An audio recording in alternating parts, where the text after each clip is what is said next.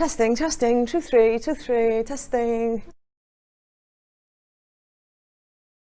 Emma Quaeck ydw i a dwi yn Reolwr Prosiect ar cynllun Dementia Go.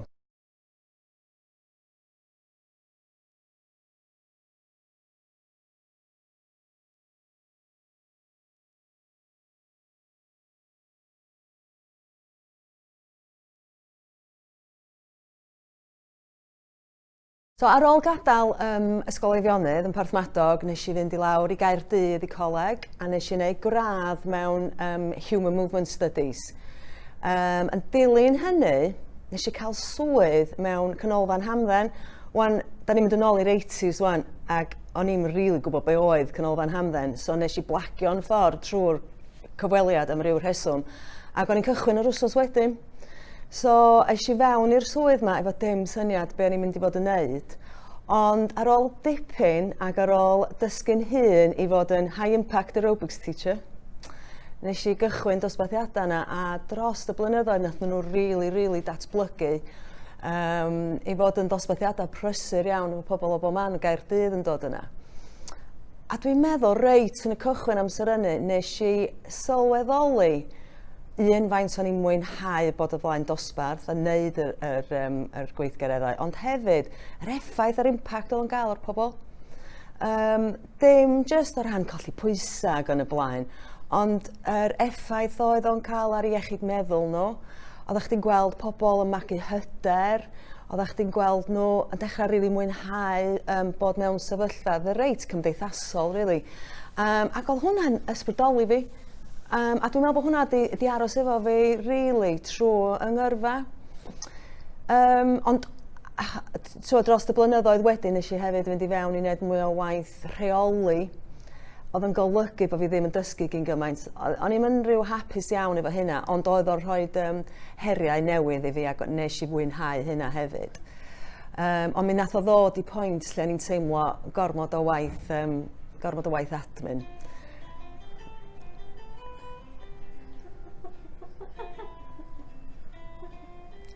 O'n eisiau gwneud pethau mwy yn ôl yn yr gymuned. A nath y cyfle dod i fyny trwy Cyngor Gwynedd i sgwennu byd ar gyfer swyddog cardiac rehab, adfer cardiaidd. So rhywbeth hollol allan o, o'n i'n gwybod llawer amdano fo, ond nes i helpu sgwennu'r byd. A mwy o'n i sgwennu amdano fo, mwy o'n i'n meddwl, mae hwn yn sowndio'n dda. Oedd o'n gyfle, so nes i fynd amdano fo. A mi nes i gael y swydd. O'n i'n gorfod gwneud qualification, so o'n i'n gorfod mynd i lawr i ochr Bristol i wneud, ac o'n i'n di wneud dim gwaith astudio ers 20 mlynedd, so oedd o'n anodd ac oedd y lefel yn uchel, so cardiac rehab, ond oedd o'n mor diddorol. Wedyn nes i gychwyn yr cynllun yna yng Ngwynedd, yn yr canolfannau hamdden yng Ngwynedd, ac eto o hyn yn ysbrydoli fi wan i weithio efo pobl efo cyflyrau a gweld y gwahaniaeth mae bod yn actif yn gallu gwneud i bobl. Yn dilyn hynny, o'n i'n gorfod rhoi gorau i swydd fi fel rheolwr, o'n i ddim yn cael secondment, so oedd o dipyn bach y risg, cos blwyddyn o swydd oedd o. Ond yn ystod y cyfnod yna, nes i gael swydd fel cydlynydd cynllun cyfeirio i ymarfer. So, bod fi wedi cymryd y risg, nath o agor drysau i fi mynd i fewn i job lle o'n i hollol wrth fy modd. So, cael gweithio efo pobl, efo bob math o cyflyrau gwahanol, cael gweithio trwy Gwynedd i gyd, o hynna'n braf, ac efo tîm o staff oedd yn just yn wych.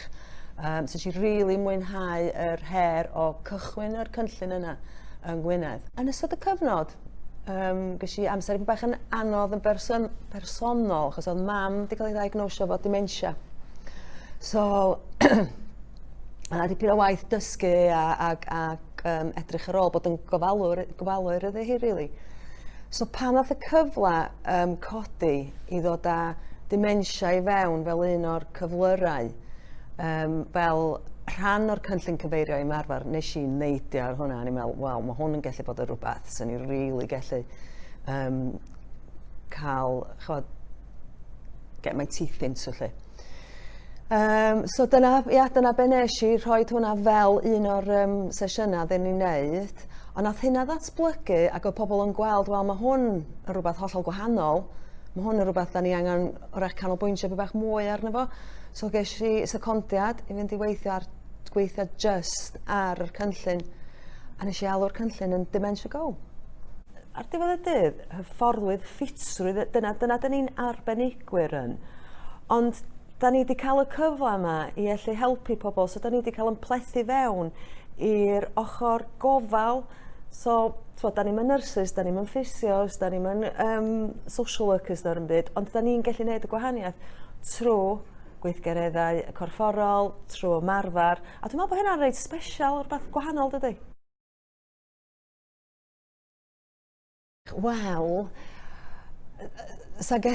dyna di'r peth am y swydd yma, mae bob diwrnod yn hollol wahanol.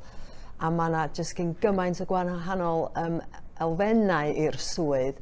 So, swn i'n gallu bod yn on my best behaviour mewn cyfarfodydd efo pobl proffesiynol iawn, yn trio, sortio pethau neu trio cael pobl yn involved efo beth da ni'n neud. So, ti'n gwybod, dwi'n gwybod roed yr het yna. Ia, lot o hetia sgynna i. Lot o hetia. Dwi wrth fy modd wedyn yn trefnu pethau. A dwi'n licio trefnu pethau gwahanol sydd yn... Dwi'n gwybod yn mynd i wneud gwahaniaeth i bywydau pobl, cos maen nhw'n cael mynd allan am y diwrnod neu rhywbeth, rhaid i dilla gorau on i mynd allan am y diwrnod. So gen i het trefnu ymlaen, a dwi'n rili mynd i fewn. Pan dwi'n trefnu rhywbeth, dwi'n rili mynd i fewn i pethau. Dwi'n licio wneud hynna. So, dwi'n gallu rhoi het lle dwi'n hyfforddi hefyd, weithiau dwi'n hyfforddi, a mae hynna'n neis, cos dwi'n mynd back to my roots. A dwi'n cael wneud chydig o hyfforddiant, cos hwnna sydd yn ynghalon ni hefyd. Da ni'n gwneud gwaith codi ymwybyddiaeth, dwi'n gwneud gwaith cyflwyno, dwi'n mynd o gwmpas gwahanol mudiadau i wneud cyflwyniadau i bobl. Mae'n just lot. So mi yn diwrnod yr un peth a dyna dwi'n meddwl ydy un o'r plysus mawr o'r swydd. Swn i'n gallu rhestru gyn gymaint o pethau, ond dwi'n meddwl y prif peth ydy'r gwahaniaeth da ni'n gallu gwneud i bywydau pobl. A gweithio bod efo pobl, dwi'n caru bod efo pobl, nhw sy'n ysbrydoli fi. So dwi'n lot o gwahanol elfennau dwi'n licio am y swydd, ond dwi'n meddwl hwnna ydy'r peth, ydy'r wneud y gwahaniaeth i bywydau pobl.